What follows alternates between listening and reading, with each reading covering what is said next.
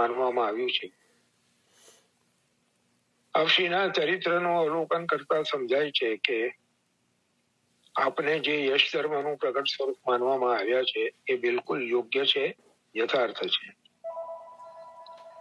કઠિન સમયમાં, મુશ્કેલ સમયમાં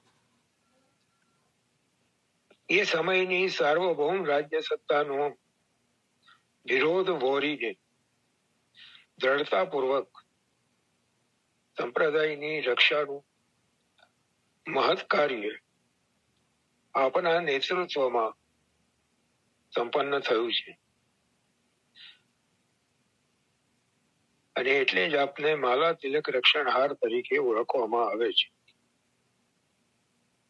મને એમ સમજાય છે કે એ સમયે જ્યારે આ પ્રસંગ બન્યો, જહાંગીરે પેલા સંન્યાસીની બંભેરણીને કારણે વૈષ્ણવ ધર્મના ચિહ્નો ઉપર, માલા અને તિલક ઉપર પ્રતિબંધ લગાવ્યો, ત્યારે શ્રી ગોસાઈજીનો સંપૂર્ણ વંશ, સંપૂર્ણ પરિવાર શ્રી ગોકુલમાં જ બિરાજમાન હતો. એટલે આ પ્રસંગે શ્રી ગોકુલનાથજીએ જે રાજ્ય સત્તાનો વિરોધ કર્યો અને લડત આપી, એ સમયે શ્રી ગોકુલનાથજીએ નેતૃત્વ સંભાળ્યું અને શ્રી ગોસાઈજીના પરિવારના બીજા જે સદસ્યો છે એમણે શ્રી ગોકુલનાથજીને આ લડતમાં પોતાના તરફથી સંપૂર્ણપણે સહાયતા પ્રદાન કરી અને સામૂહિક રીતે આ લડત સંપ્રદાયના રક્ષણ માટેની લડવામાં આવી. નેતૃત્વ શ્રી ગોકુલનાથજીએ લીધું એટલે યશ આપનો ફેલાયો. પણ મારું તો સ્પષ્ટ માનવું છે કે એમાં એ સમયમાં શ્રી ગોસાઈજીના વંશમાં જે પણ બાળકો બિરાજમાન હશે એ બધાનો સહકાર, સહયોગ અને સહાય અવશ્ય હોવા જોઈએ. એ સિવાય આટલું ભગીરથ કાર્ય આટલા લાંબા સમય સુધી લડત આપવી અને સફળ થવું એ ખરેખર બહુ જ દુષ્કર કાર્ય સમજી શકાય છે. આપશ્રીએ જે પ્રદાન સંપ્રદાયને કર્યું છે એમાં એક મહત્વની વાત એ છે કે શ્રી ગોકુલનાથજીના સમય સુધીમાં વ્રજ ભાષામાં કેવલ પદોની, કાવ્યોની રચના થતી હતી. પદ્યાત્મક વ્રજભાષા હતી, ગદ્યાત્મક વ્રજભાષા નહોતી. તેને પ્રોઝ અંગ્રેજીમાં કહેવામાં આવે છે, ગદ્ય, સળંગ લખાણ.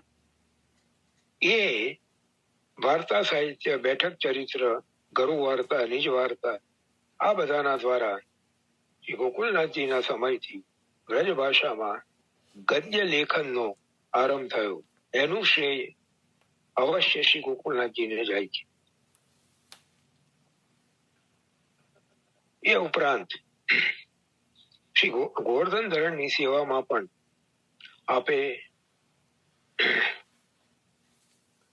પોતાના સામર્થ્યનો વિનિયોગ કરીને શ્રી ગોવર્ધન ધરણની સેવાનો પણ પ્રકાર અક્ષુણ્ય બન્યો રહે, એમાં કોઈ વ્યવધાન ના આવે, એનો પણ સંપૂર્ણપણે ખ્યાલ રાખ્યો છે.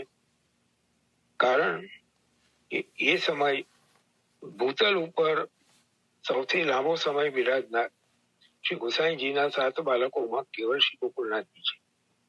એટલે ઘણા લાંબા સમય સુધી સંપ્રદાયનું નેતૃત્વ શ્રી ગિરધરજીના, શ્રી ગોવિંદરાયજી અને શ્રી બાલકૃષ્ણલાલજીના લીલા પ્રવેશ પછી બીજા વિરાજમાન બાળકોમાં સૌથી વયોવૃદ્ધ હોવાને કારણે શ્રી ગોકુલનાથજીએ સંપ્રદાયનું નેતૃત્વ ઘણા લાંબા સમય સુધી કર્યું છે. શ્રી દ્વારકાધીશ પ્રભુની પ્રાગટ્ય વાર્તામાં પણ આપશ્રીના પ્રદાનનો ઉલ્લેખ આવે જ છે.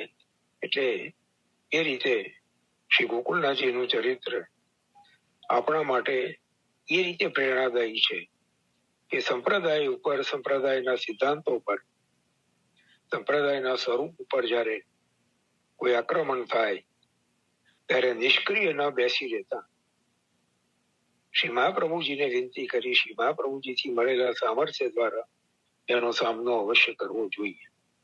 બીજી એક વાત આવતીકાલના દિવસની મહત્વની એ છે કે તૃતીય ગુરુની સેવા પ્રણાલીના અનુસાર શ્રી ગોકુલનાથજીના ઉત્સવની સાથે એ જ દિવસે માગસર સુદ સાતમ શ્રી ગુસાઈજીના ઉત્સવની વધાઈ પણ તૃતીય ગૃહમાં આરંભ થઈ જાય છે. એટલે તૃતીય ગૃહ માટે આવતીકાલનો દિવસ બેવડા મહત્વનો છે. શ્રી ગોકુલનાથજીનો ઉત્સવ પણ છે અને શ્રી ગુસાઈજીના ઉત્સવની વધાઈનો પ્રારંભ પણ છે. હવે દીપેનભાઈ એમ લાગે છે કે લાઈટ હજી આવી નથી ના થોડુંક અઘરું પડે છે, તો આજે અત્યારના દિવસ પૂરતો આપણે અહીંયા આશ્રય પદ લઈ લઈએ છે અને પછી વિરામ આપીએ.